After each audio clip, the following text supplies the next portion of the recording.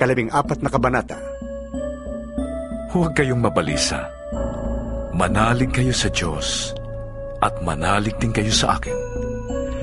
Sa bahay ng aking ama ay maraming silid. Kung hindi ito totoo, sasabihin ko ba sa inyong pupunta ako doon upang ipaghanda ko kayo ng inyong matitirhan? At kapag naipaghanda ko na kayo ng matitirhan, ako'y babalik at isasama ko kayo upang kayo'y makapiling ko kung saan ako naroroon. At alam na ninyo ang daan papunta sa pupuntahan ko. Sinabi sa kanya ni Tomas, Panginoon, hindi po namin alam kung saan kayo pupunta. Paano namin malalaman ang daan? Sumagot si Jesus, Ako ang daan, ang katotohanan, at ang buhay. Walang makakapunta sa Ama kundi sa pamamagitan ko.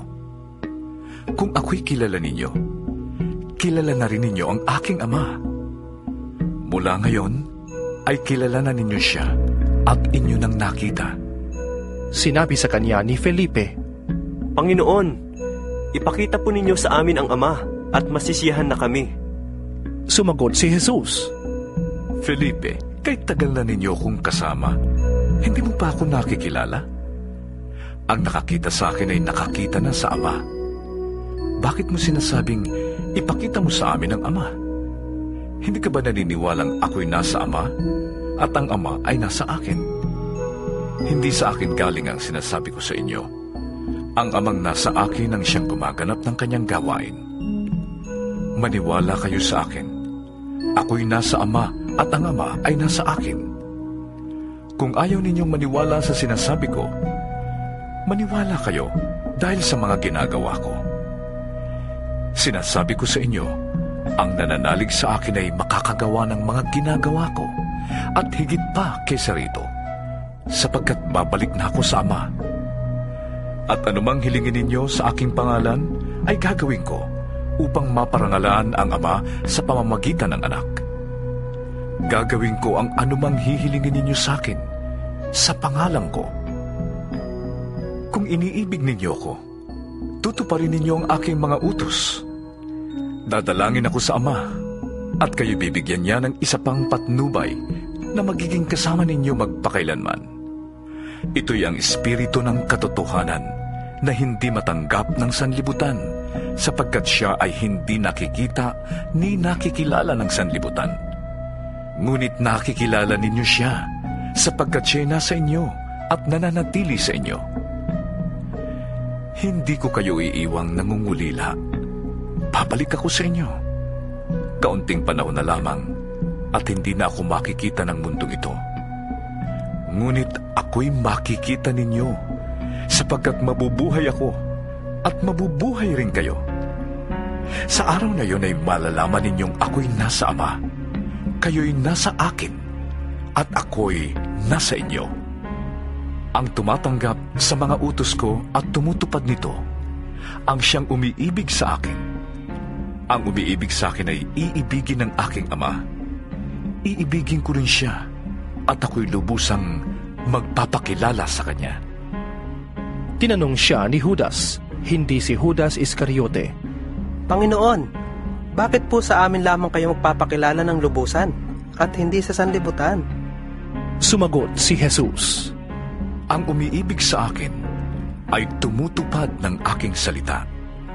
Iibigin siya ng aking Ama, at kami sa kanya at mananatili sa kanya.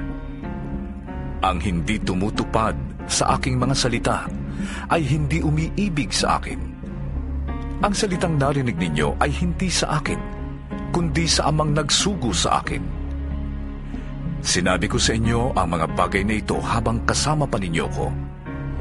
Ngunit ang patnubay, ang Espiritu Santong isusugo ng Ama sa pangalan ko, ang siyang magtuturo sa inyo ng lahat ng bagay at magpapaalala ng lahat ng sinabi ko sa inyo. Kapayapaan ang iniiwan ko sa inyo. Ang aking kapayapaan ang ibinibigay ko sa inyo. Hindi ito katulad ng kapayapaang ibinibigay ng mundo. Huwag kayong mabalisa. Huwag kayong matakot. Sinabi ko na sa inyo, ako'y aalis, ngunit ako'y babalik. Kung iniibig ninyo ko, ikagagalak ninyo ang pagpunta ko sa Ama, sapagkat higit na dakila ang Ama kaysa sa akin. Sinasabi ko na ito sa inyo bago pa mangyari, upang kung mangyari na, ay manalig kayo sa akin. Hindi ko nahahabaan ang pagsasalita sa inyo, sapagkat dumarating na ang pinuno ng mundong ito. Wala siyang kapangyarihan sa akin, subalit dapat malaman ng mundong ito na iniibig ko ang Ama at ang ginagawa ko'y ang iniutos niya sa akin. Tayo na. Lumakad na tayo. Ika-4 na kabanata. Kaya nga, mga kapatid kong minamahal at pinapanabikan, aking kagalakan at karangalan, magpakatatag kayo sa inyong pamumuhay na nakaugnay sa Panginoon. Nakikiusap ako kina Euodia at Syntyche na sila'y magkasundo na bilang magkapatid sa Panginoon. Ipinapakiusap ko rin naman sa iyo, tapat kong kasama, na tulungan mo ang 2 babaeng ito. Sila man ay nakatulong ko sa pagpapalaganap ng magandang balita, kasama ni Clemente at ng iba pang kamanggagawa ko. Ang pangalan nila ay nakasulat sa aklat ng buhay. Magala kayong lagi sa Panginoon. Inuulit ko, magala kayo. Ipadama ninyo sa lahat ang inyong kagandahang loob. Malapit nang dumating ang Panginoon. Huwag kayong mabalisa tungkol sa anumang bagay. Sa halip, hingin ninyo sa Diyos ang lahat ng inyong kailangan sa pamamagitan ng panalangin may pasasalamat. At ang kapayapaan ng Diyos na hindi kayang maunawaan ng tao, ang mag-iingat sa inyong puso at pag-iisip dahil sa inyong pakikipag-isa kay Kristo Jesus.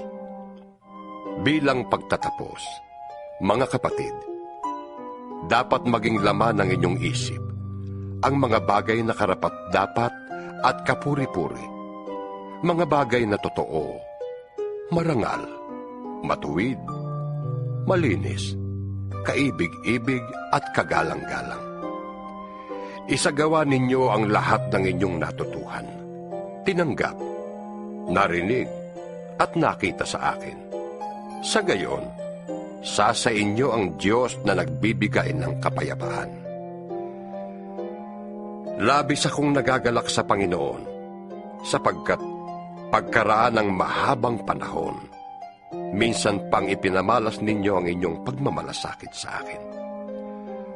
Alam kong hindi ninyo ako nalilimutan. Wala nga lamang kayong pagkakataong matulungan ako. Hindi ko sinasabi ito dahil sa kayo'y hinahanapan ko ng tulong. Natutunan ko ng masiyahan, maging anuman ang aking kalagayan. Naranasan ko ng maghikahos. Naranasan ko na rin ang malagana. Natutuhan ko na ang lihim kung paanong masiyahan sa anumang kalagayan sa buhay. Ang mabusog o magutom, ang managana o maghirap. Ang lahat ng ito'y magagawa ko dahil sa lakas na kaloob sa akin ni Kristo. Gayunman, ikinagagalak ko ang ginawa ninyong pagtulong sa aking mga paghihirap. Alam naman ninyo, mga taga-Pilipos, na kayo lamang ang iglesyang nakahati ko sa hirap at ginhawa nang umalis ako sa Macedonia at nagsisimula pa lamang sa pangangaral ng magandang balita. Noong ako'y nasa Tesalonica na, makailang ulit pa ding pinadala ninyo ako ng tulong. Hindi sa hangad kong laging tumanggap ng mga kaloob, kundi ang nais ko ay makatanggap kayo ng masaganang gantimpala. Narito ngayon ang katibayan ng labis-labis na kaloob ninyo sa akin. Higit pa sa pangangailangan ko ang tulong ninyo sa akin na dala ni Epaprodito. Ang mga ito ay tulad ng mabangong handog sa Diyos, mga alay na katanggap-tanggap at kaaya-aya sa Kanya. At buhat sa hindi mauubos na kayamanan ng Diyos, ay ibibigay niya ang lahat ng inyong kailangan sa pamamagitan ni Kristo Jesus. Purihin ang ating Diyos at at Ama magpakailanman. Amen. Paratingin ninyo sa lahat ng hinirang ng Diyos at nananalig kay Kristo Jesus ang pagbati ko at ng mga kapatid nating kasama ko rito. Binabati kayo ng lahat ng mga hinirang ng Diyos, lalo na ng mga naglilingkod dito sa palasyo ng emperador. Naway sumain niyong lahat ang pagpapala ng Panginoong Hesukristo.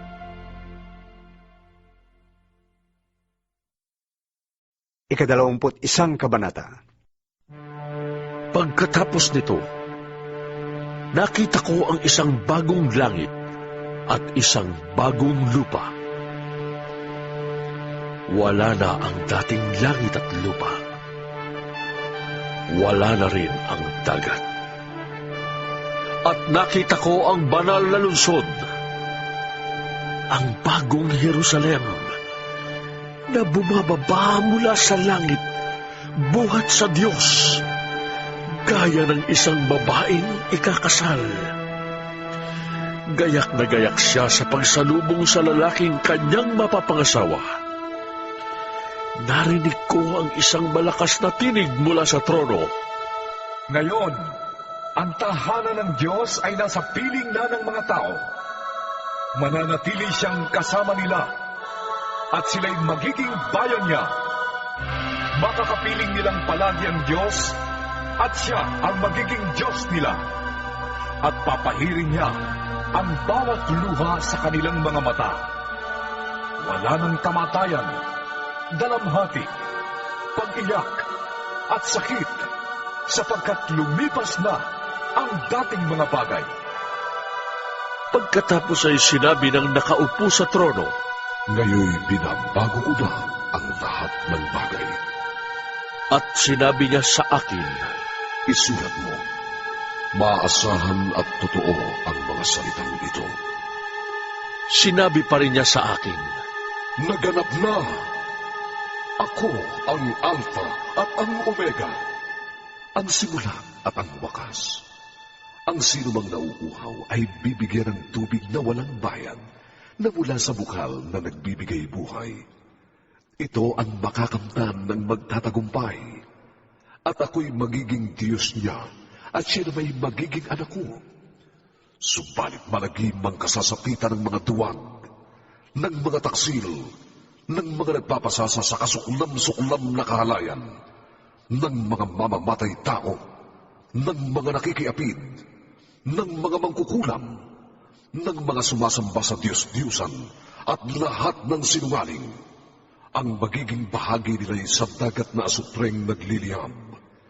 Ito ang pangalawang kamatayan.